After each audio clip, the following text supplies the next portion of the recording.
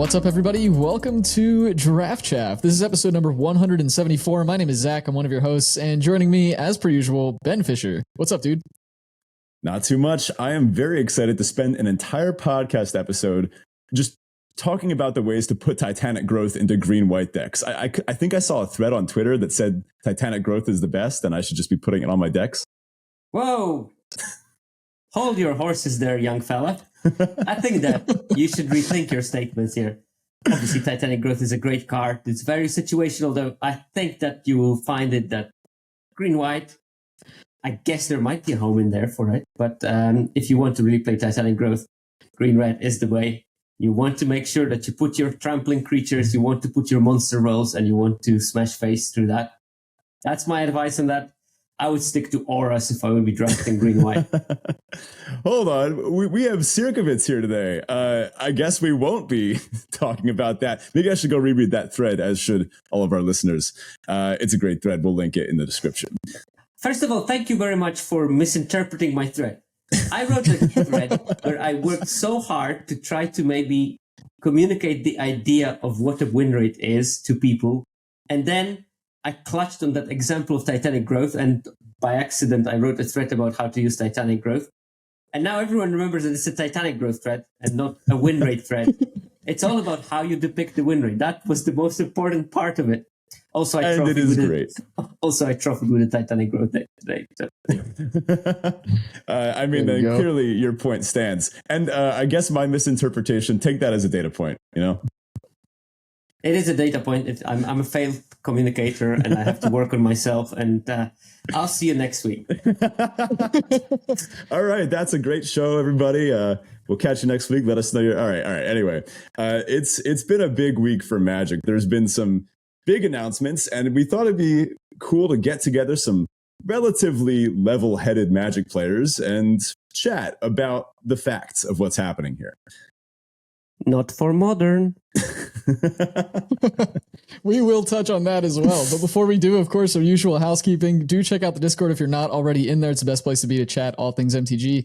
Come say hi to us and the rest of the Traficionado community, actually coined by Sierkovitz here. So do check that out. The link to that's in the episode description as well as on our Twitter page.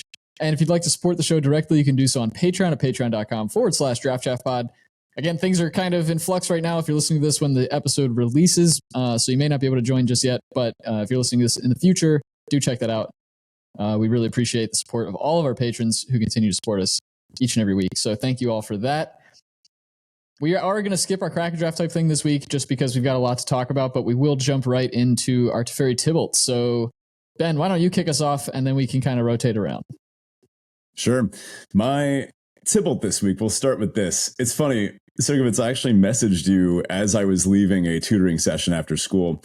And I said something on the lines of, if traffic is all good, I should be back and we can start early, right? That was the case. I responded with a meme because that's how you should respond. It was a great one. Just one more road, bro. Just one more road. But it turns out today I hit the worst traffic I have hit driving home from work in the 2 years that I've been working there. Multiple accidents. It took me an hour to get back. And it is on the one day that I absolutely did not be late because we have the pleasure of Sierkovitz joining us where it is very late at his recording time, as opposed to us where it's only about 6 p.m. So we appreciate you being here with us at, I don't know, past your bedtime? No, I usually go to sleep around between 1 and 3, so it's still okay. That's why I said yes. I mean, I'm not going to say yes to something I can physically do. Well, thanks anyway. I would. Now, my Teferi this week, I bought a new mouse, a new computer mouse. It's been ages since I've gotten a new one, and this one I managed to sync up to my PC lights, so I'm happy about that. I've been playing a bit of Standard. I've been kind of back to back 5-0ing with a humans list, a green-white humans list, which it's kind of my happy place. I love playing a good green-white humans list, and it's basically the mono-right beatdown deck just with the Sigardas as top end, the 4-mana one from the old set, and also the epilogue set. I don't know. I'd never seen the card before, and then I realized it was a good humans card, and it's been doing wonders. So, been having fun in Standard. Weird. Wait, old Sigarda and Standard? You mean the one from Midnight Hunt? Yeah. Oh, okay. There's like an older one from Innistrad original something, Shadows over Innistrad. I But guess that would be there's historic or something. That's why I'm yeah, confused. yeah. I guess there's 4 of them now. There's the one that gives everything hexproof, and then Yeah. the one that you pay 2 to make human tokens, And then, and then plus the one, plus one, one. yeah, +1/+1, and then this new one that it's like an Augur of Autumn effect that lets you play play humans and angels off the top of your library, I think, and gives That them must all be from the hexproof. aftermath, yeah. Yeah. Anyway, Zach, what's up? Yeah, my Teferi is that we finally have like real fall weather here in the Northeast. It's been like the high 50s, low 60s pretty much every day over the last week or so. So it's getting chilly. It smells like fall, which is my favorite season and one of my favorite parts of the year. But also, it's been raining almost nonstop. I think 13 of the last 16 weeks we've had rain. 6 of the last like 9 weekends we've had rain. So Yep. it's like, can it just stop, please? Like, I'm drenched. I'm soaked. Let's get dry. I don't like this. Are you sure I'm the one in UK and you're the one in US? Right? I don't know what's happening here, but yeah, I'm not enjoying it. We've swapped weather patterns. Sierkovitz, how's it going for you? Yeah. My Tybalt, I guess, I got a paper rejected today, and that's not even the Tybalt, because that happens all the time in science. The Tybalt part of it is that the reviewers actually had valid points, so I cannot be really angry about it, and that's the worst part. So I have to accept it, and it makes me furious inside.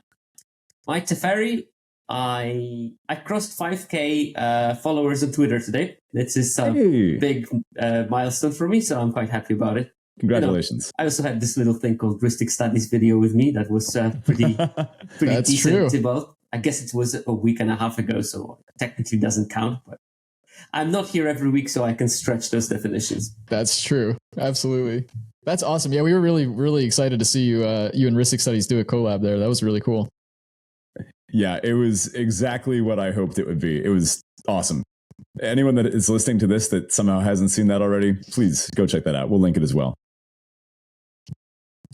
All right, on to our listener question of the week. This week, our question comes from Calcifer, who asks, what's your favorite place that isn't within 50 miles of where you live?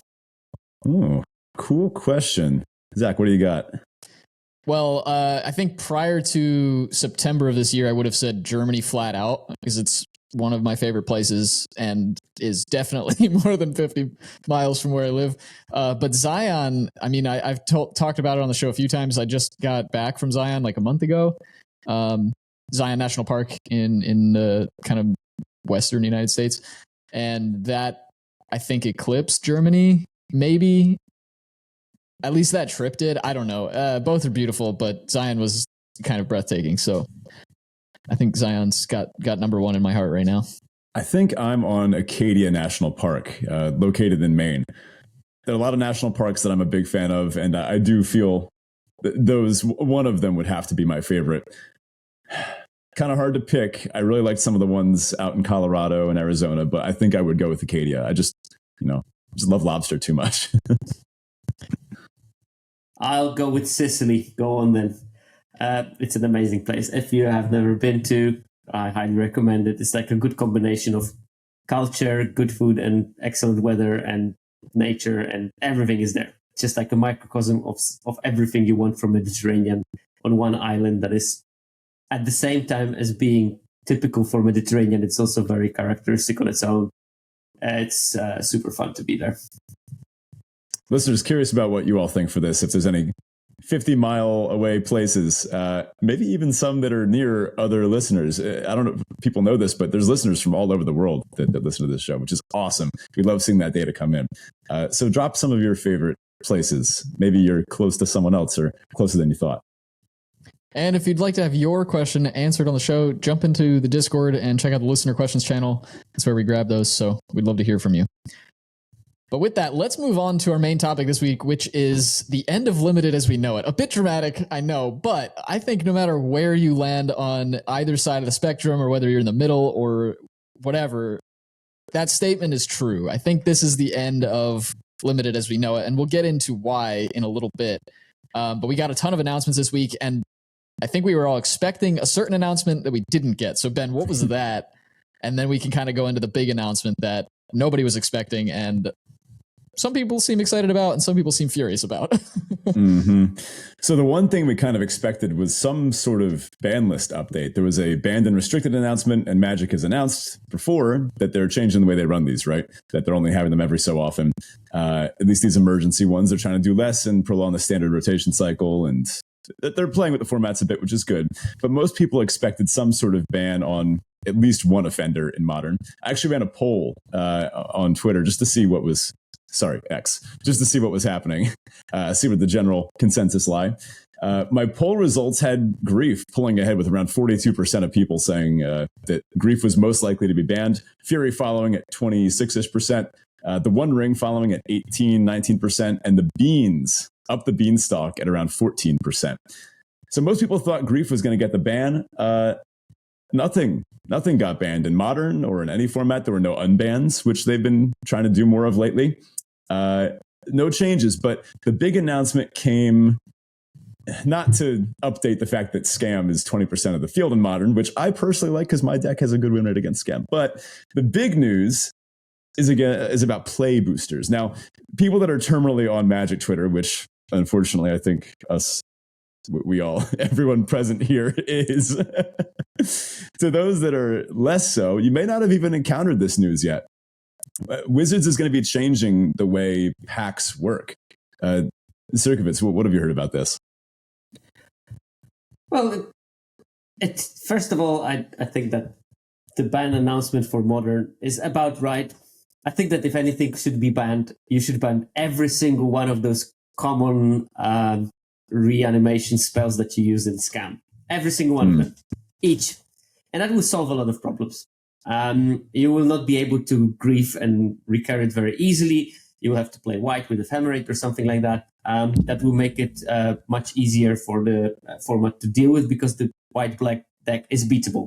I think more so than Scam, the Rakdos version is. I'll give you that. It is. First of all, that's it. Of course, also ban Force of Vigor and preferably Magus of the Moon because I'm an Amulet player and that's why. But apart from that, there is the announcement of the new style of booster, which is not something really new. It's a mixture between a set booster and a draft booster. And of course, Wizards thought, we're going to make everyone happy. The people that love set boosters are going to love the fact that we are putting more weight on the fact that the set booster is a better thing. And draft players will love it because it's, of course, like a draft booster, but more cards, more rares, and more everything. Obviously, everyone hated it. So, well, maybe not everyone, as we'll get to, but lots of people did dislike it. I think that what you say about the end of drafting as we know it, I would agree with it.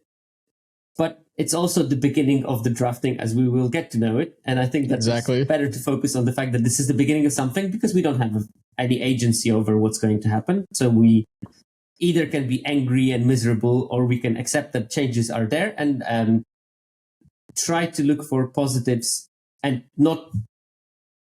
I don't want you to look for positives just forcingly, but I want you to maybe not to be negative for the sake of being negative and miserable, because that doesn't help you, first of all. And I think that for your own personal health, don't try to find negatives when maybe they are not. And I think that there are negative things with the new announcement. And I think that there are neutral things. I think that there are things that will make a change and will cause things to be different. And they should also all be looked through with sort of objective lens in mind. And one big thing that changes is the composition of the pack. Shall I be going on composition of the pack, how it looks like, and go into more details? I did some mathematics on that, and I also wrote. We would love to hear them. Of course, since I wrote that thread, the numbers have changed slightly, which means that my thread is sort of obsolete, but very well shared. So probably most people still think that this is the reality. Unfortunately, Wizards, as always, are very vague about the pack composition. So some guesses needed to be made when I was writing it very quickly after the announcement. Later, Maro wrote extra information, because why would you write an article that initially tells everything and if it actually contained everything?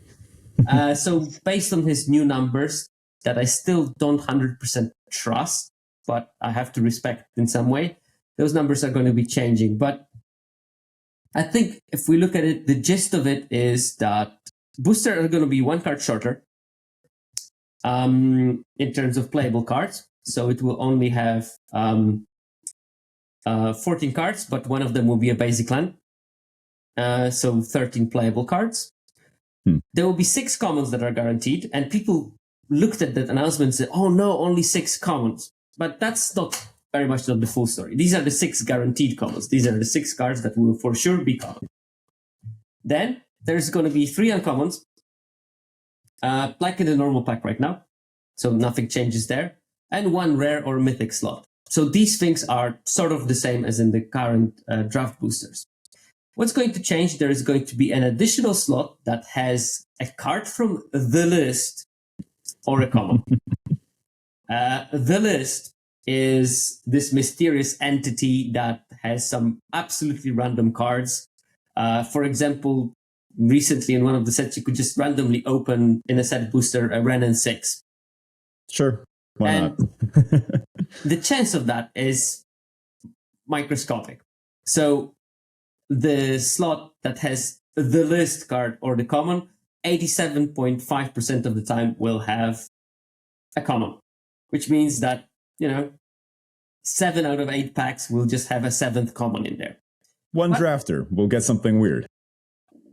Per draft, you'll get 3 cards from the list on average, because there's 24 packs. But yeah, one drafter per each round of the draft will open on average the card from the list. And still, even if you open the card from the list, there is a chance that that card is a common. And I think it is roughly 75% of the cards from the list are going to be commons and uncommons, which means that around 3% of the time you may open a rare. So Gives a rare you 2 card rares. from the list. We don't know exactly what the cards from the list are going to be in the next set that those play boosters are going to be available in, which will be the Carl of Manor. The Carl of Manor Mysteries or whatever it's called. We do know as well that they're making pretty drastic changes to the list. Today, the list is 300 cards. As they release play boosters, they're dropping it down to 50. So there'll be 10 of these signature or special guests, which they're calling, which will actually be introduced in Ixalan. But we'll get, I guess, 10 different ones in Carl of Manor, and then 40 cards for the list that are just, as you said, Sierkovitz, just completely random. So a way shorter list. Yeah. So it will be also a bit more predictable, because if you have like 300 random cards introduced here and there, you might not play around certain things, which is okay if you want to draft it. And I also think that those special guests that they are advertising, we already had them. If you remember in MUM, you had those randomly inserted creators. That was probably the trial run for those special guest cards. That would be my estimate. And actually, the whole clue of my thread was that the new pack collation is looking super similar to the pack collation of March of the Machine. Yeah. And they probably ran it through the first time. So if people think that they never experienced the draft experience of the new pack, I'm pretty sure you did. And it was the March of the Machine. And people actually, loved it. I don't remember people complaining opening an extra rare here and there. No, not really. In fact, people were excited. I mean, let's be honest, as Magic players, we usually like opening packs, particularly in draft, and we like opening cool rares to play with, right? Yeah. Now, keep in mind, we're talking here about strictly the experience of the packs. There is another drawback of the new system, which is the price, which we'll touch on later. But okay, So we have 6 commons, 3 uncommons, 1 rare, 1 card that is like 97% of the time going to be a common or uncommon, maybe in some few cases, and 3% of the time a rare from the list. Then there is a wildcard slot, and non-foil and in foil, which means also that every single pack will contain a foil. So for the Pringle fans, you're going to have plenty of those lying around, because every pack will have 1 foil card. And these, this is where my analysis sort of failed, because they, of course, didn't say what is the percentages of rare, uncommon, and common in those slots. I assumed that Wizards are not going to be generous. I assume 75% of the time is going to be a common, 20% of the time is going to be uncommon, and 5% of the time it's going to be a rare or a mythic. Turns out that according to the numbers that Mark Rosewater shared with us, it's going to be much more frequently a rare. Based on what he wrote, it's going to be roughly 18% of the time, it's going to be a rare or a mythic. Oh, wow. So that's quite a lot because there are 2 of those slots. So 18% chance in each of those slots that there's going to be an additional rare. But you easily can also get a common. So that there's a good chance that you're just going to open a normal magic pack that has 3 rares, 3 uncommons, 1 rare, and the rest of the cards are common. Yeah. Plus, there is also a land slot, which will be a basic land in the next upcoming set. But they also said that if there are going to be a cycle of common basic dual lands, like gain lands or something like that, they're going to be introduced in that slot. So you're going to have 1 guaranteed non-basic common land in the land slot in some of the sets. And potentially, we are not sure if there are going to be non-basics in every single pack, or there's going to be like 60% of the packs will have a non-basic, 40 will have a basic. We have no idea about that yet. But there might be an additional playable card in some boosters if there are those dual lands. And you're gonna get a slot number 15, which used to be a token, but now it can be a token or an art card. So 33% of the packs will have an art card, something that was in set boosters, those like big art cards that no one knows what to do with them. You're going to get more of those if you play drafts, because now you're going to open them randomly and they will fill your chaff box for some reason. I did actually see someone made an entire commander deck of just those, and they just simply memorized what every single card did. I know. Sounds kind of funny. I know exactly who that was. That was Jake Brown. Yeah. Yeah. That is hilarious. Mox Amber, 50p, no problem. Fantastic. I may have to copy Jake then. I'll go find whatever he posted about that. Now, these changes, these weren't made without reason. And again, as Sierkovitz, as you mentioned, this is like a hybrid of the 2 existing packs. So some of the things that Mark Rosewater cited as reasons for this change, set boosters were just selling better. They were selling more set boosters than draft boosters, which, let's be honest, that makes sense. People wanted to open the things that had a higher chance of giving them the valuable cards that they needed for their collection, or to hope to spike a rare instead of buying singles, or whatever the professor wants to say about that. And that could even cause some inventory issues, right? I appreciated that Mark got specific into details and said, well, if a store knows they're going to sell more set boosters, then they have to judge beforehand how many to order. And then what if they don't order enough? What if they order too many draft boosters and then no one buys them or no one drafts? And then when they do run out of money, then it makes it harder to fire drafts, because then they can't get enough draft boosters instead of set boosters, which the prizes for draft are often set boosters. I don't envy the people that have to work with these logistics. And no, it definitely it takes time. It's annoying. I understand that aspect. I have to from the duty of reporting everything I read, but I can't possibly verify. I did read some people writing that the part of the success of the set booster was the number of boxes allocated per the WPN shop, which was much higher. It almost seemed like artificially inflated. Yeah. So I can't I don't know exactly how it looks like from the inside. I don't know, maybe in the US, I think there is a very different system with those box allocation things. Because I know my LGS, the person running it just buys boxes randomly. And now we have a bunch of, I think that there are some moments when they go really deep and they run out of stock completely, and you only have Phyrexia, Obi-Wan, and chaotic purist. Probably still Fallen Empires. I have talked to some LGS owners though, and about that topic before the play booster thing was even on the horizon. And I have some of the store owners I've talked to have kind of backed up what you were saying there, Sierkovitz. It just, we were only allowed to buy so many draft boosters, and the rest had to be set boosters. And so they couldn't do prize support in draft boosters, for example, or they weren't even allowed to sell draft boxes because they needed to be able to run drafts in the store. So they had to reserve all the boxes they were allowed to buy. And that might not be WotC's problem. It might be the distributors doing that. it might be WotC doing it to the distributors who then have to trickle it down to the stores. I'm not sure, but again, I have heard store owners back that up. Yeah. It is a tricky issue, whether we needed those set boosters. I do, knowing by myself, if I would buy a pack to open, I will buy a set booster. Same. But I also want draft boosters to be there, and I think that consolidating them is neat, but it's not without issues. Mm-hmm. But okay, just to come back briefly on the summary of the what's the difference between the current packs and the new ones.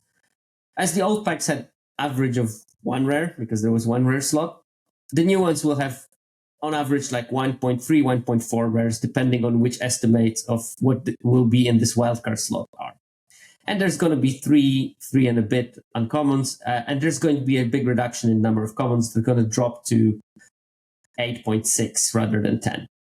And that's the main difference. There's going to be 1.4 commons less, and there's going to be 0.4 rares more per pack.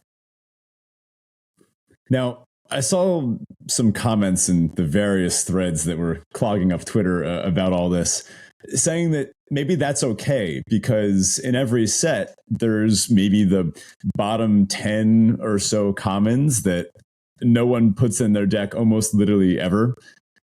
Do you think they'll keep designing sets such as that is a thing, or?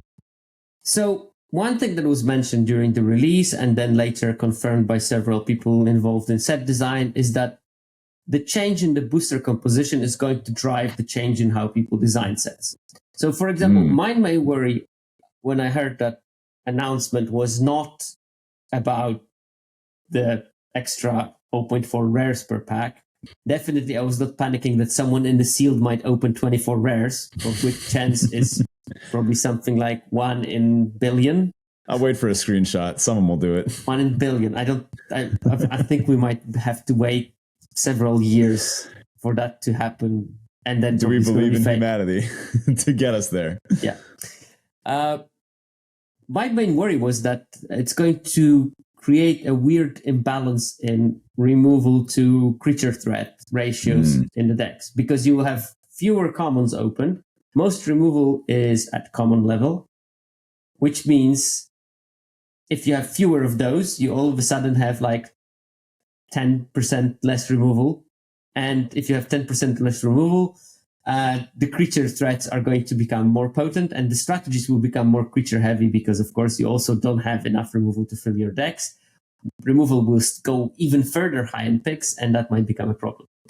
Now, people from design have said that they take those things into account, and, for example, they will increase the number of uncommon quality removals, which is something. Let's see how it plays out. We can't really evaluate how it's going to work before seeing how it works, really.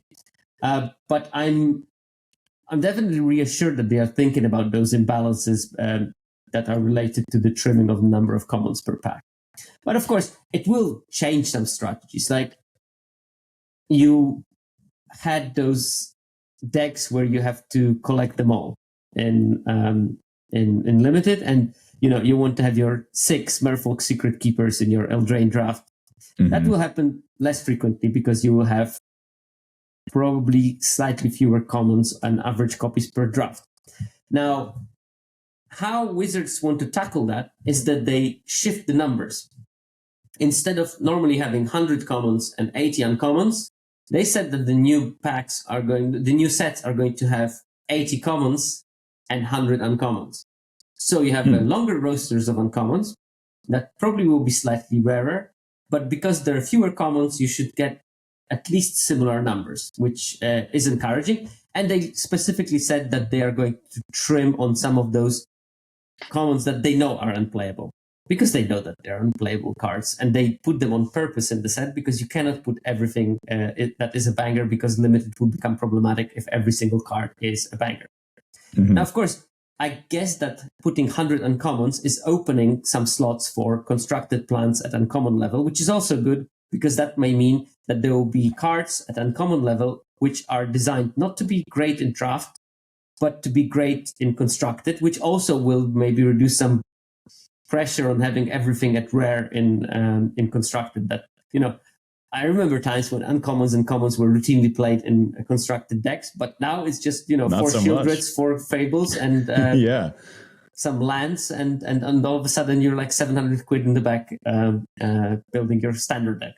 But luckily now Fable is banned, but a couple of months ago that was the case. So that hopefully is going to help also Constructed if they can open up some space for cards that are not playable really in Limited, but can be playable in Constructed at uncommon level because they have 100 uncommons per set. Yeah, I hadn't really considered that.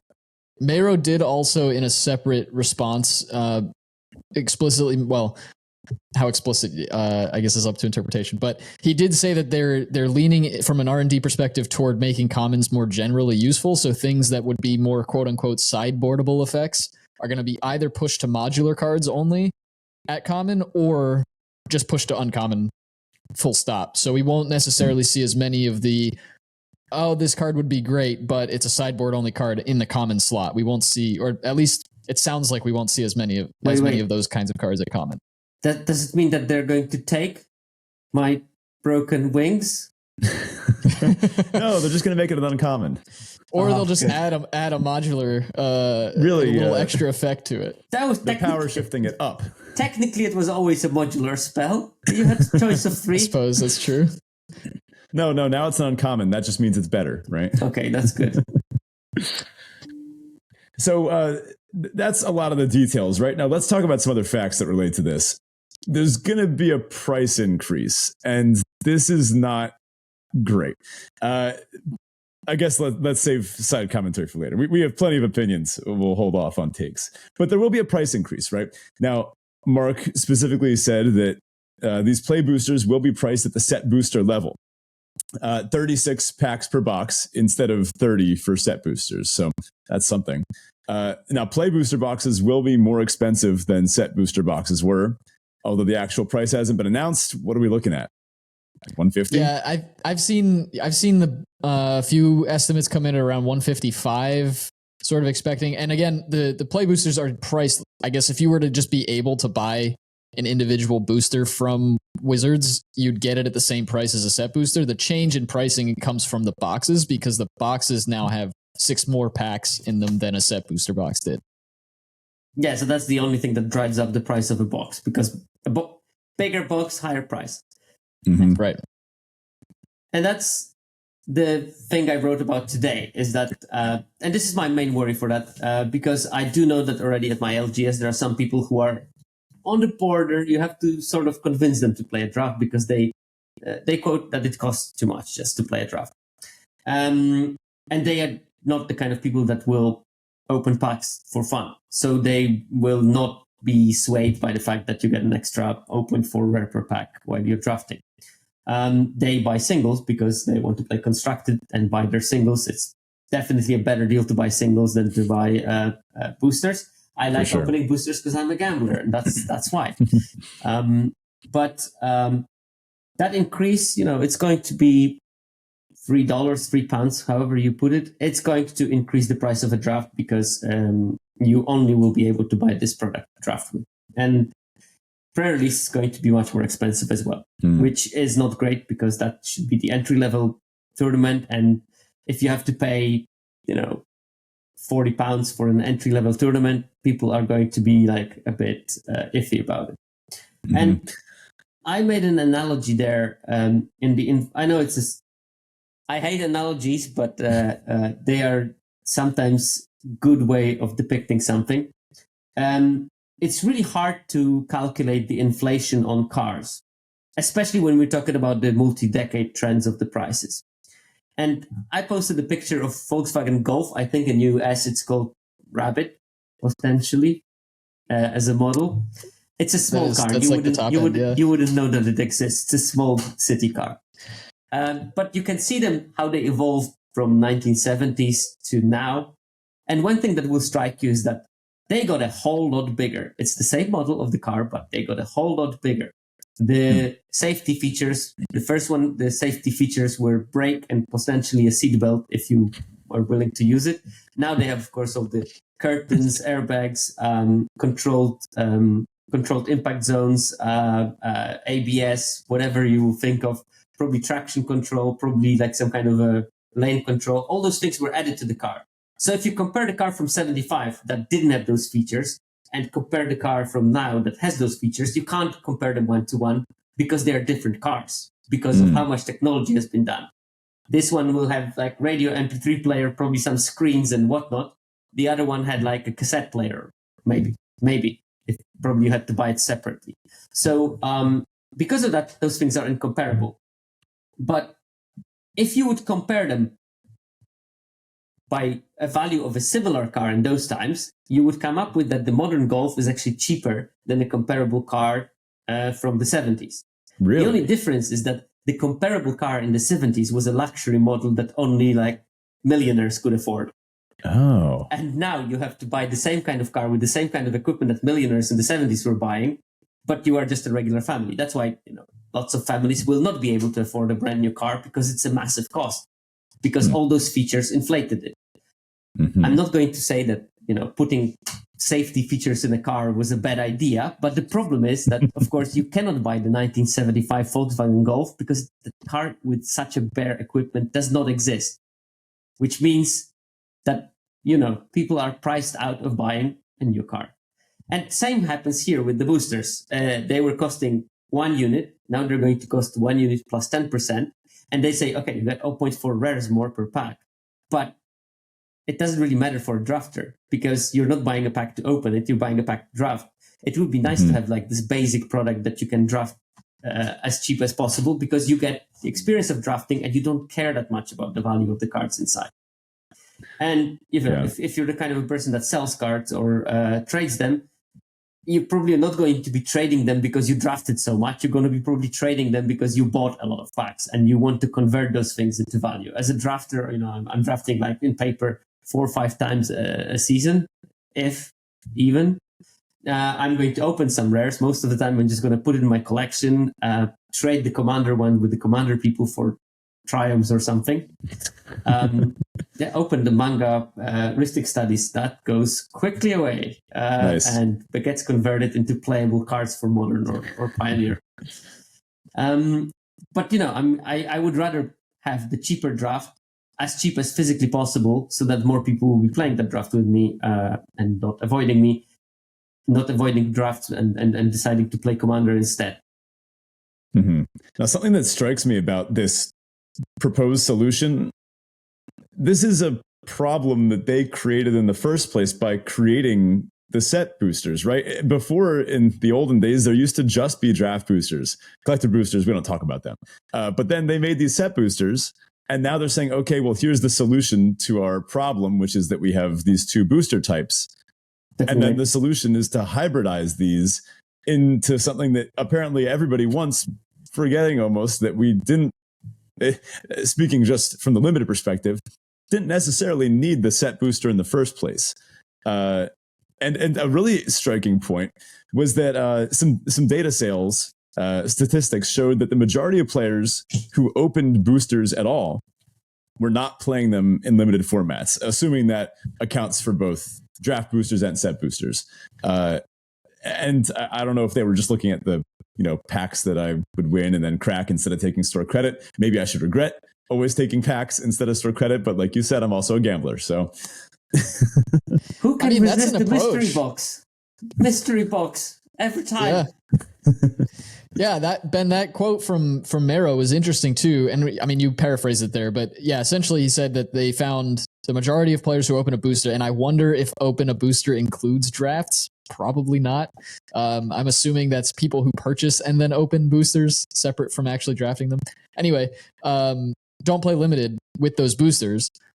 They also found that the more the longer you play Magic, the more likely limited is a core reason as to why you continue to play the game. So it's interesting that though most people aren't playing limited with the packs they open, the longer term players, the more indoctrinated or whatever you want to call them, players who've been around a while, are increasingly playing limited. There's probably something to unpack there that I haven't taken the time to think through, but I thought it was an interesting maybe correlation. I don't even know if it's tight enough to call it a correlation even. It's just, the longer you play, the more you understand the game. The more you understand the game, the more you realize limited is the best format ever, and that's how it works. I mean, I don't think I'm preaching to the choir here. Zach, do we have an applause button on the? We sure do. It's gonna be super delayed now, but we can throw that in there. Anyway, all good in the hood. Sweet. Let's pick it back up. We'll jump down to the good, the bad, and the unknown. I'm going to give some takeaways here. All right, let's jump down to some of the good things that this all brings us, right? And this has been a lot of information. Those of you that, again, are less terminally on Twitter than us, maybe it's worth going and checking out some of these threads, because this is going to impact everybody that plays, because these changes are coming to Arena too, actually. Now, maybe those that are less terminally online, maybe you happen to be a newer player, newer to limited. This is actually, I think, going to be good for newer players. I mean, this helps you start off a collection with a pack that lets you potentially get multiple cool, shiny rares. And let's be honest, that's a big hook, right? I can remember the first rare, mythic, foil rare that I've ever pulled. Shore Crasher Elemental was that one. And that those stick with you, right? As a Magic player, that's a core part of how a lot of players interact with the game. And I guess it's not buying singles, but at least you're getting better value off of this than a draft booster, right?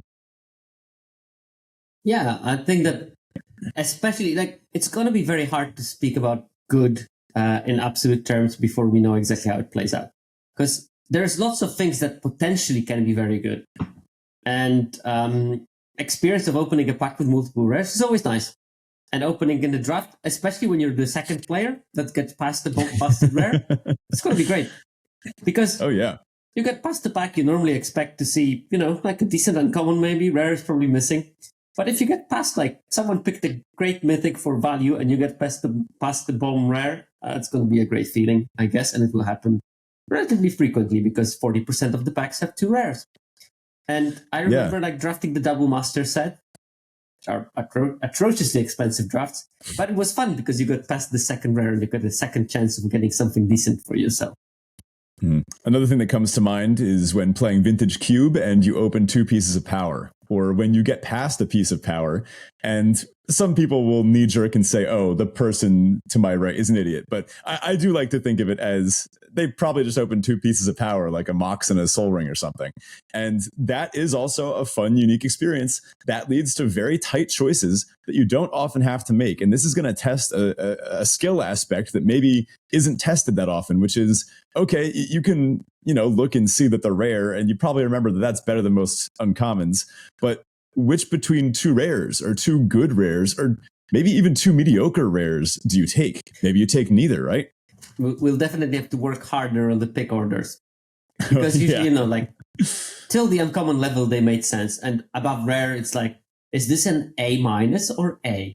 It had absolutely no meaning. Now it's going to have, because you're going to have those choices from time to time. So that's interesting. Obviously, also, the what's this still doing in the pack guy in your LGS will have a time of get rid of him. Oh man! Yeah, the other thing, though, it's interesting too because I think our rare roundup episodes are going to be far more useful now going forward, Ben. That's true. I'm just picturing someone shouting, "What's this still doing in the pack?" But after the first pass, which I don't think I've ever actually seen, but now it could happen, and I'm ready to throw hands because that would be very rude. And don't think you Arena players, you Arena exclusive players have dodged this, because this change is coming to Arena 2. Although, did they announce specifically how they're going to handle the list on Arena yet? I assume that the list is going to be just introduced. I didn't read anything about it. I assume that the foil wildcard slot is just going to be a wildcard slot. Mm-hmm. But I also heard, and I'm not 100% sure of that the price of the draft is not going to increase. I saw that as well. Which means that we get 0.4 rares extra per pack for free. And this is strictly a good change, I guess, for Arena collectors. It's going to be much easier to complete your set using draft. Much easier. Because right now, if I play 20, 25 drafts per month, that's barely enough to make my collection. I mean, I will be able to craft everything using wildcards, but I don't get there on the mythics. And I think that with those changes, I might be capable of doing that just by drafting the same amount as I did. Which, if you want to have all the cards in every set in Arena, it's not a terrible expense for you to play 25 drafts a month. I'm a devotee of the Ryan Spain school, wherein we look and, when it's pack 3 and there's like 6 cards left and there's a ley line of anticipation and then like a marginal playable for your already just okay red-white deck. And you're like, maybe the EV is actually better to just slam that ley line. I've already been in that camp. So this is a pretty good change for me. I analyzed it. I accidentally founded this set because not in every set, but in some of the sets, I look at this ALSA measure, which is how late the cards go in the pack. I look at it, but normally it's a number that tells you something about the card generally. But I also try to calculate those numbers for each different pack just to see, are there cards that are picked higher in pack 1? Are there cards that are picked higher in pack 3? And normally it's the signpost uncommons get picked earlier in pack 1 because people want to pick them to sort of have identity what they're drafting, and they pick them earlier. And later, of course, they maybe are in the wrong color, so they have to pass them later and that makes sense. They wheel. And normally fixing is picked much earlier in pack 3 because people don't prioritize fixing in the first 2 packs. Then they realize, oh God, I don't have any fixing. Please, please, please, evolving wilds come my way. And I saw all those things in WoW. But what I also saw is that every single one of those enchantment special slot rare cards are picked earlier in pack 3. So I'm assuming these are I don't see anything for my deck in the pack. I might as well get 20 gems at some stage. I mean, that makes perfect sense. Like, I would take it, what did I say, 6th or 7th pick, whereas I would never take a ley line in pack 1. Yeah, so, exactly. Because in pack 1, you're still open last for what you're going to be drafting. You're not limited to 2 colors more most of the time. If I'm drafting like a red-white deck in pack 3 and I pick 4, I see nothing for my deck, or like the 5th copy of something that I'm going to play only 2 copies of, and I see the rare, I just snap pick it. Now, I think the other good thing that this has caused for just Magic is in general is that life gets a lot easier for store owners. There's one product they have to buy. They don't need to deal with what my allocation is for X versus Y. Did I even purchase the right product? Mero even put up a thing where he sat down for a draft and accidentally himself cracked a set booster instead of a draft booster because he couldn't tell them apart. Ouch. That's funny. Right. So things get way easier. And then there's like the whole back end of like dealing with SKUs and stuff, which I don't own a store, so I'm not going to get into, but I've heard that it's quite complicated with so many products floating around. So things are going to get way simpler for store owners. They're going to get way simpler for consumers as well. You can just say, I want a booster again, like we used to, unless you want to spend $30 on a collector's booster. Those aren't going anywhere. But I think in general, that's probably the best thing to come out of this, is just that life gets a bit simpler. We've all been complaining, I think, about how complicated the whole set buying things. Life returns to being simple. Right. Yes. After being complicated. Yes. We can manufacture problems that we can then manufacture solutions to. It's like those firemen that later that are arsonists and then later try to be heroes by extinguishing the fires that they themselves started. Absolutely. And charging people to watch. Why not? Absolutely. Now, there's some things that I'm a little less stoked for with this change. Sealed, in particular, I've seen some pretty solid reasoning on. I mean, what if you happen to have a high variance sealed environment where you open just, what you might see as a traditional sealed, and maybe you get like 1 extra rare, and then you play against someone who opened 9 rares, 10 rares, maybe not 24, but a bunch more on-color rares, and one of their rares was even the, dinosaur Chris Pratt, the list secret layer printing that they decided for this set to put in. This opens up some windows for nonsense in sealed, right? This feels like it makes sealed more high variance. I don't know, Sierkovitz, is that a reasonable takeaway? I don't know. I mean, sealed can be high variance in regular draft packs if the set is unbalanced. I mean, I do remember like Theros Beyond, and there was some kind of a GP-like event, and all the top tables of the sealed portion had Dream Trawler in them. Like That's funny. There was just basically Dream Trawler mirrors all the way through, because that card was just so busted and so frequent that if you had a decent pool where you could play it, you just like were on the top tables. Sounds like Zach's dream. Dream Trawler mirrors just all day. So I guess that they will have to make sure in the design process that, for example, rare power level is relatively even. That there are no like super outliers at rare level. That you keep those super powerful cards to the mythic, as they should in every set, realistically. There have been plenty of sets where one atrocious rare was making and breaking the whole format. I mean, think about Pack Rats or something like that.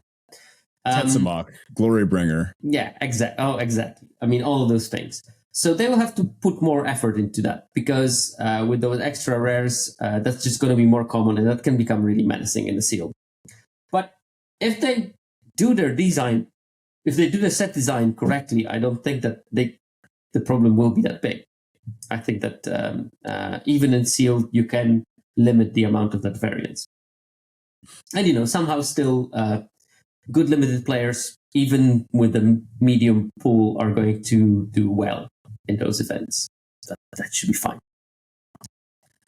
Something else I'm not super stoked about is the guaranteed price increase. The biggest issue that I see here is that draft and sealed and pre-release, as we mentioned, are often roads for newer Magic players to get into what we all do agree is the best format, in part due to its accessibility and the fact that you don't need, well, I guess I would say that, use some teaching terms, limited tends to lower the barrier for entry, right? I mean, this makes it easier for people to access. You don't need to know the metagame knowledge. You don't need to study deck lists. You don't need to study sideboard plans.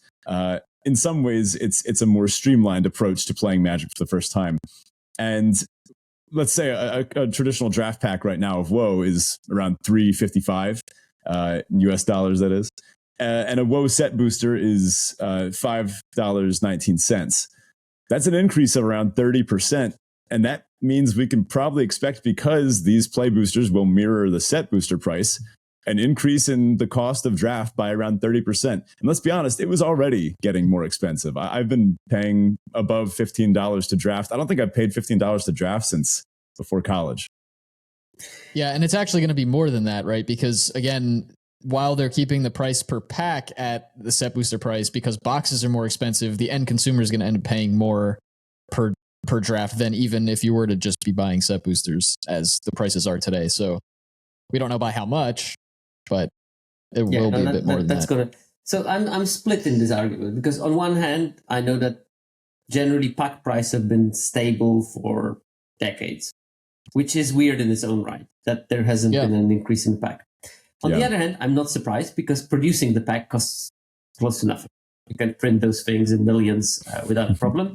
I do know that some money goes into the R&D and set design, whatever, marketing, but they are raking it for every pack that they sell, because the cost of reproduction is just so low that, and the scale is so big that you can probably fit all the cost of the card design department within 5% of the packs that they sell. The rest is just gravy.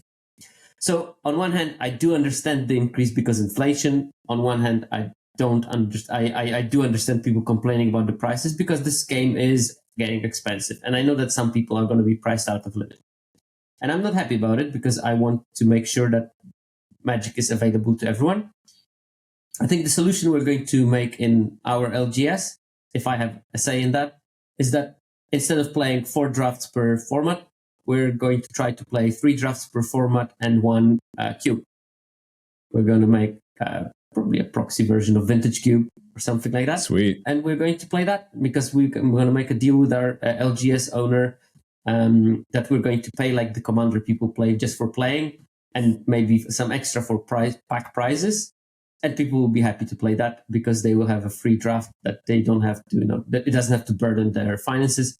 with that, we should be able to keep the total price of playing limited tournaments in the shop at the same level, playing the same amount of limited, but one of them will be basically a free tournament.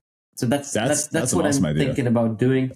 If I can make it a deal with our LGS owner, which I assume I will do, or we can also make another thing, which is on occasions, I buy myself a box that I plan to open anyway. We're going to draft it in the shop, paying only for the privilege of playing in the shop.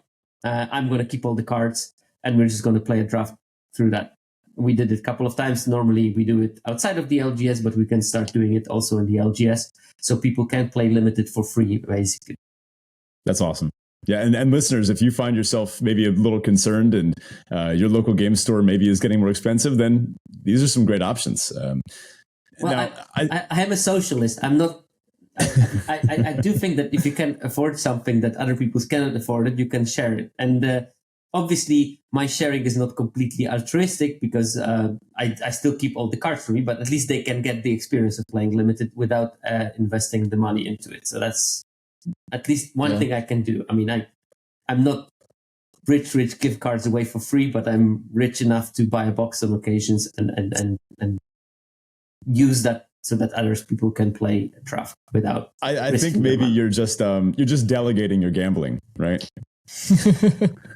Outsourcing. That's also true. I've done the same thing. I wonder too if we're going to start seeing LGSs change the way they handle prize support and maybe either give like top end the prize support a little bit more, or give less prize support, or maybe even let players stash. Like I would be kind of excited if an LGS let me, like, let's say I hit first place at a draft, I get 5 packs or whatever I end up getting, and they let me like either store credit or just stash the packs there so I can just reuse them plus an entry fee or something for the next draft. Seeing that would be nice. It's something I wish Arena would let us do, is just like use our packs for entry like FTGO does. But yeah, I don't know. I'm curious if we'll see just prize support in general take a turn and kind of be something that LGSs experiment with a bit more to try to keep people coming back, but also make it less expensive for them to run drafts. Yeah, that's actually a smart idea. My LGS is a very flat price structure. Everyone gets a pack, and if you have a positive record, you get two packs. Nice. That's basically it. And I think I do like it, again, for the same reason.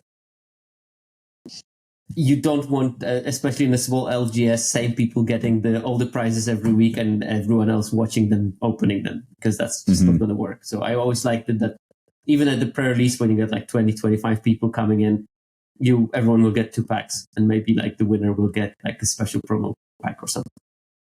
I like it. I will say too, and this kind of jumps into the unknown, which is the next section we kind of wanted to cover. One thing that I have thought about a little bit with this announcement is, what does this do to the draft experience outside of like what I'm opening?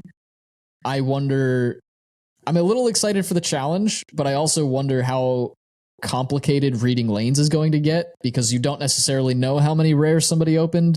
If they open 3 and they pass you like by pick 4, you may be still getting past a rare. Does that mean the lane's open? Does that mean those were just all the rares that were open? They're still just the best cards in the pack. Are we going to see like maybe you stop looking at power level strictly, not in pick 3, but instead in pick 4 or 5, because you're just getting past stuff that doesn't really signal what lane you're supposed to be in yet. I mean, we all drafted March of the Machine, and it was fine. Yeah, you could read the signals. March of the Machine had 8.5 commons per pack. It's quite very close. similar to the numbers that this is going to get. Yeah. It had 1.33 rares and mythics per pack. Very similar to this one. Close. Obviously, you didn't get the packs with like 3 rares, I think. I mean, no, you could even get those, because you could. We did a whole episode on it. Yeah. Rare Battle, the Multiverse Legend or whatever, and then regular rare. So you could even get 3 rares. Yeah. And we did it. It was fine. So I think that it was fun too.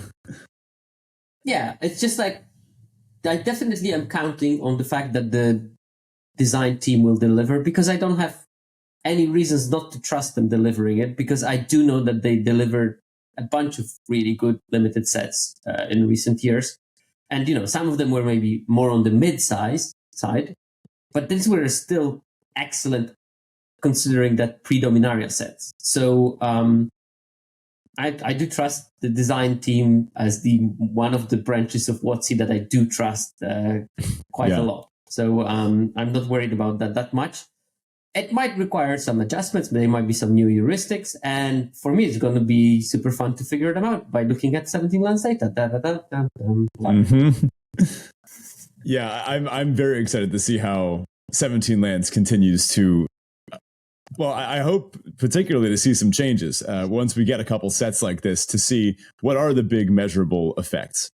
Now, another unknown thing is how will this feel different? Will people actually enjoy this more? There are a ton of over-the-top, in some cases, vitriolic takes about how this will affect the limited experience. I am of the camp of let's just wait and see. This is something that's hard to say beforehand, and change, people tend to respond strongly to it. I think it's a good learning and growing opportunity to take a step back and say, life is about change, and maybe it's time we change along with it. Yeah, my feeling on that is that I not only want to wait for things to change, but I also want to approach them optimistically. And I always like, when the new set gets released, I always say, look, let's not be grim about the new set. Let's wait for it to play out. After 3 drafts, you can't really say that, oh, this is the best set ever. This is the worst set ever. It's just the algorithm hyperbole just kills me every single time. Give it time. You need probably like 20 drafts or spending 7 hours looking at Excel sheets to understand that if the new set is good or actually bad.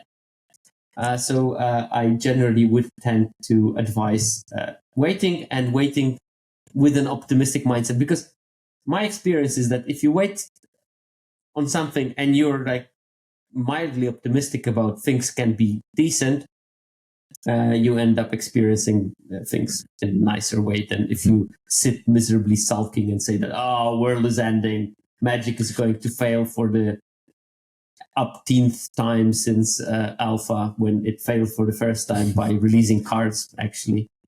Well, that's the thing, like saying it's the end of Limited as you know it. I think maybe people clicked on this podcast knowing that connotation was going to be that this is a strictly bad thing. I don't think it is. I think that is a literal statement. I think it's just literally factual. It's also the beginning of the Limited as we don't know it, which is a much nicer message that I will. Maybe we should change the title. I will retweet. I will. Oh yeah, if you change the title, I would be actually happy about that change. I think it's a better title because I'm here for it. Because let's make that change. Because it implies the same thing. Yes. But it sends a positive message and also is less clickbaity. Mm-hmm. Because I think you don't want to drag those negative people as your Chafficionados. The Chafficionados should be a cheerful bunch. Happy. I think look at Oregon. Happy times. Oh, yeah. Now, here's something. I think you've also, this speaks to your skill. You've done the impossible of managing to go viral and be very successful, having spent all that time and effort browsing through 7 hours worth of spreadsheets, right? Whereas someone on day one can easily just, someone with a couple hundred Twitter followers will say, this set is the worst garbage I have ever touched in my life. It'll instantly get 1,000 likes. And then people have that skewed viewpoint for a while. So you're doing the good work of being patient, taking the time and looking at things with a more just positive and healthy approach. I just think I don't want some likes. Because those likes are not going to bring food on my plate in any way in foreseeable future. And I also don't want that likes. I don't want to have support from people that do certain things. I do understand. You're an idealist. I do understand. I can afford to be an idealist, which is a great position to be in. Honestly, I wish to anyone that they could afford to be an idealist. That's why I believe that society can be changed in such a way that more people would be able to afford being idealists, because we would end up with a slightly better society, I think. Agreed. That I would retweet. There you go. You can quote me on that one. Not to harsh the mood, but there is something that I wanted to address that Mark Rosewater mentioned during this whole announcement. As you mentioned on Twitter, he said, if we do anything, referring to this change, draft boosters were going away. This whole change was to save drafting and other limited formats. And he later clarified, we do a lot of future forecasting. Had trends continued the way they were going, we believed the draft booster were in danger of going away due to market forces. No one in Wizards/Hasbro was trying to get rid of limited play. What are our thoughts on this? I think that's completely true. My take on what I saw from him was that I think he maybe rushed into the first response and people ran with it a little too hard. What I think ended up happening was they made the set boosters and I'd like to give them the benefit of the doubt, be a little optimistic about it. They made the set boosters trying to give people that didn't play limited a better opening pack experience, get more rares and such. Then people started buying set boosters far more than limited draft boosters, supply, demand, whatever. And if you're seeing money roll in from one product versus another, companies do it all the time where they axe products that aren't making certain thresholds of sales. And if that's just how the sales trends were going, they would have ended up axing draft boosters because it didn't make sense for LGSs to have two products available. It didn't make sense for WotC to be printing two different products if nobody was buying the second, et cetera, et cetera. So rather than just axe the product, let's merge the two and give everybody something that it's like halfway happy. Everybody gets something. I mean, for me, the statement had one iffy thing. If I know anything about production, it would have been a big problem if they would have to have separate production lines for cards for the draft boosters. And that's a big investment for the company. And making specific cards for draft boosters that wouldn't sell much would be a cost. But of course, the reality is that these are the same card. They're just packaged slightly differently. The sorting machine is programmed slightly differently, and you put a different amount of foil to wrap them in with a slightly different drawing. So distribution cost might be one thing, but I don't think that the cost of printing the draft boosters would have been so humongously large for them. So I sense Porky's here. By Porky's, I mean Porky Pie's lies. I do think that it makes better to have the unified product, but I will have to notice that unification costs me roughly 30% extra. Yeah. Well, and that's where I start to. That's like the other aspect of this this particular comment from Mark was like, okay, yeah, I get it. If you're talking about the products, I can see a world where like, yeah, maybe draft boosters get phased out. Where I don't see them is then like, what's the justification for the price increase in that level? Again, we talked about it's actually pretty surprising. Draft boosters haven't gone up in decades. That is genuinely a surprising thing. It's like kind of like Arizona iced tea. Like it's been at 99 cents forever. I am surprised packs have like normal packs haven't gone up. Smaller, well, yeah, that's true. But people do that with cards, right? My problem is the extent to which they're increasing prices through this process. It would have been way more palatable if we went to like a $4 booster, or if WoW is $3.55 and we went up 50 cents per booster, fine. I kind of get it, right? But it doesn't really cost them any more to print these boosters over any other. Here I'm going super out of my depth, so disregard if I'm saying something completely rubbish. But I think that if you would not increase the price of those packs, secondary market people might be angry. Because in the end, you're paying this $1 extra to open 40% more rares. And if you would not increase the price of the packs, then the rares would be cheaper probably. And that would mean that the whole effort of opening the pack, like the whole point of set boosters was, apart from the pleasant experience and everything, it was also a way of having those big traders that buy, pallets and pallets of product, that they have to open 40% fewer boosters to get the same amount of rares to sell. Because their labor costs were just overwhelming them, because, a person had to open, if they have to open 10,000 packs, now they have to open 60,000 packs, or 6,000 packs, which is a slight difference in terms of how much labor, manual sorting you need to do to get rid of all that chaff. So that was the part of the rationale for the set boosters as well. quicker opening of massive amounts of product for super big traders. And if you wouldn't increase the price of those packs sufficiently, you just open so many more rares for much less money. And that means all the singles go down, which means that it becomes a bit untenable for those big traders to continue opening massive amounts of product and selling them. But again, here I'm a bit out of my depth in terms of how that operates in details. These are the numbers these are one of the magic numbers I'm not an expert in. Yeah, that's a good point. I didn't really think about the secondary market too much in terms of the like large scale, secondary market traders that are doing this almost as a job, right? They are probably more important than the whole limited play base in terms of how much money they deliver to WotC. So they are definitely a stakeholder that they are keeping close tabs with, and I guess that they have a say in what's going on as well. I am curious. It would be interesting to hear if they had ever, in the process of generating like what a play booster looks like, if they ever considered reintroducing MSRP. I don't know if. Well, they had gotten rid of MSRP for like the way stores are allowed to set prices for packs, and I wonder if they had ever considered bringing that back, if that would help or if that would hurt. I don't know. Is MSRP RRP? Recommended retail price in UK? Yes. Yeah. Okay. Yeah. Yeah. Market standard retail price. I didn't realize that was like a country specific thing, or regional specific at least.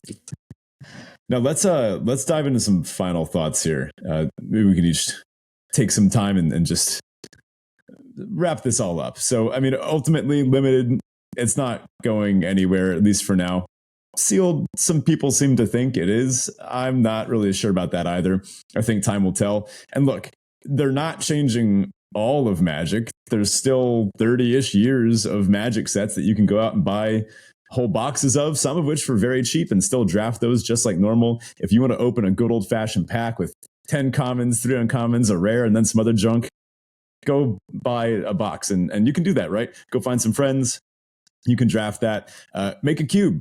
The Draft Chaff cube remains 25 cents a card, and it's a 540 cube, and it's on average, and it is awesome. It is such a fun draft, and it will always be such a fun draft. And I own a copy of it, and despite what the powers that be might wish they could do, they cannot make me pay for this thing again. I will always have my cube. I always have Magic to play, and that's a great feeling, to be honest. It's worth the investment, and ultimately, I do trust the designers. I do trust Mark Rosewater, and I have ultimate faith in their team that I feel like they were kind of our shield on this one. I think maybe they helped us.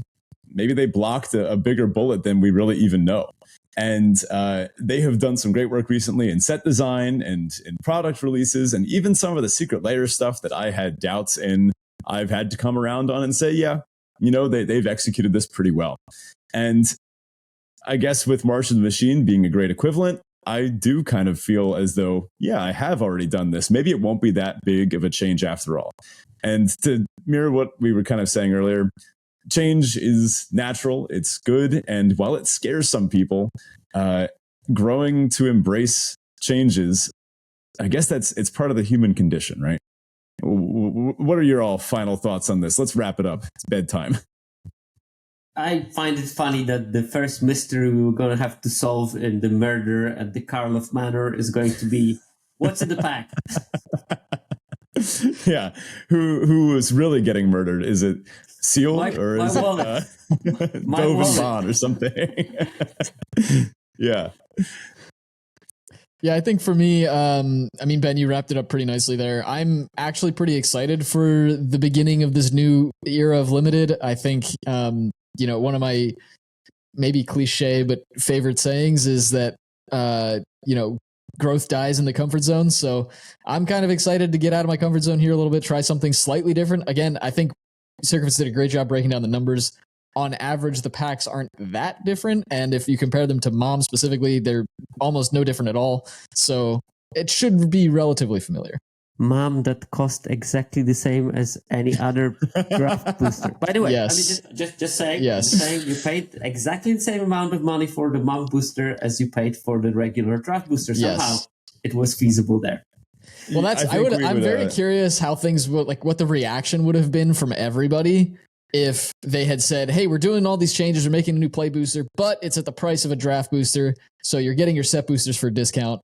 I know we were just talking about like secondary market stuff and what that effect could have, but it would have been cool if they did like maybe even a middle ground. And I'm curious what the like reaction would have been by the community if they had done that instead of just saying, hey, things are getting more expensive. Yeah, I think that they're well advised to sweeten our Karlov Manor pre-release some way. Mm-hmm. Yeah, to make sure that people feel better because there will be something extra. Like it is funny that they went splitsies on everything, the number of rares, commons, all that extra stuff, except for the price. They went with the high end. Who knew? Well, that about does it for us this week. Thank you so much for listening. Do check out the Discord if you haven't already. And of course, if you want to support the show directly, you can do so on patreon.com/DraftShaftPod. Sierkovitz, what are you up to? Where can everybody find you? What are you working on right now? Anything you want to promote? I guess I have some washing up to do still. That's my plan for the next half an hour. I'm at Twitter with my multiple thousands of followers. Please join 5,000. that bunch. 5K. I didn't expect it. That was my plan to sort of reach like December-ish, but I think Ristic Study helped a bit. If you find me on Twitter, then you can find anything else. I have my podcast that's called Magic Numbers. I think that if you like Limited, but you want to like improve, I think that my last several dozens of episodes, I try to focus more and more on how data can be used by players who are not maybe super grindy. Because I think that in general, the tragedy of data in Magic is that people who are beginner players, people who have win rate close to 50%, are the ones that would benefit the most from using data. But in reality, the people who benefit the most from data are the people who have win rates around 60-65%, because they grind to get better. They look for every piece of information and they get better through anything that they can get. And it's sad because I think that data is being shown as this grindy thing, but I think it's been one of the greatest equilibrators in Limited, because you can get the knowledge that a grinder has across 70 drafts in one format by looking at one table in 17 lands for 10 minutes. It's awesome. And get not all of their knowledge, because of course play experience is a great thing, but you can get quite a lot of knowledge. So if you want to get more versed in how to read the data and how to use it to your advantage, I would recommend getting to Magic Numbers and having a listen at least sometimes. Great. Thanks, folks. We'll catch you next week. Wait. Before we go, Sierkovitz, the last time we had you on here, during our sign-off, I believe we ended up chatting about pasta recommendations or something along these lines. Yep. And to this day, I do still buy Rumo, which is the one that you recommended that I can find available around here. I am wondering, what have you been cooking recently? Recently, it's been tough because we've been all a bit fluey. So I was making soups. Soups are a great way of spending autumn in a warm and comfortable place. What I usually do, we try to eat more vegetarian. We're not vegetarians, but we try to eat 5 days a week meatless. Cool. I'm not skipping my salamis and I'm not skipping my hams. So that's my meat intake for most of the time. But, like yesterday, I just chucked in a bit of butternut squash, chucked in some potatoes to it. The best. Just added some stock. Don't save on the stock, by the way. You're American, so you are living in the paradise world. Then one thing I'm jealous of the US people is that you can have a very cheap access to better than bouillon paste. This thing is just insane quality stock. They have vegetable one, they have chicken one, they have lobster one if you really want. They don't have that by you? No, it's very hard to get. You need to pay extra taxes and it costs triple the price. Yikes. I still sometimes buy it and I ordered it from States, but it's much, much more expensive. So yeah, if you have access to better than bouillon, that's a product that I would highly recommend because it is, the difference between top end Michelin star restaurants and your home cooking is not in how you cook your steak. It's not how you cook your vegetables, because those things are not that different. Of course, they have some accent. The main difference is in sauces, and sauces are all based on good quality stock. So this is the way of you sort of like bridging that gap between top-end restaurants and your home cooking by using quality stock products yourself. And I would highly recommend. Because after that, it's just butternut, some potato. I put some spices. I put a bit of chili. I put a bit of paprika. I put a bit of cumin. Just boil it up, added some oil at the last step so that you get a bit of the flavor from it. Spread some seeds on top, served with bread from the oven with some cheese melted, and everyone was happy. There you go. I do like to make my own stocks, but I have a bunch of better than bouillon in my fridge right now. So, yep, definitely keep myself stocked up on that. Maybe we can get you some. Send over a nice little care package. Yeah, but then they would charge me the tax because they will figure out that it's been sent from US. And tell you what, we'll put it in a big box labeled magic cards. Then they'll really get you. Then my wife would chuck it before opening. More magic cards. I thought one box was enough for you. I have a limited amount where I can keep my bulk. I have one of those bulk sorting boxes, and that's where all the cards have to fit. Otherwise, problems. Now, I'll say I've been trying to find a recipe that is for butternut squash soup that is superior than the Panera Bread recipe. And I can't imagine the Panera Bread recipe. It involves as much love and craft as what we've discussed here. I think you're on about Olive Garden, and now you're on about Panera Bread. What is with you in these crappy chains? Well, we don't even have them here, so that's fine. Then you don't know just how bad they are. The secret of, like, because I assume that they are serving this sort of blended version of butternut squash soup. Mm-hmm. Obviously, the secret is double cream. If you add enough double cream, that soup is going to be velvety, fantastic. And I'm pretty sure I can concoct a better version of that soup than Panera can. I am positive. And my secret will be, in that particular case, toasted almonds. I think that they're an excellent accompaniment for butternut squash in general. And if you add anything with almonds to the soup, and if they are toasted, give it a bit of that crunch. And, of course, drown it in double cream while you're blending. You're going to beat their recipe. Good stuff. Awesome.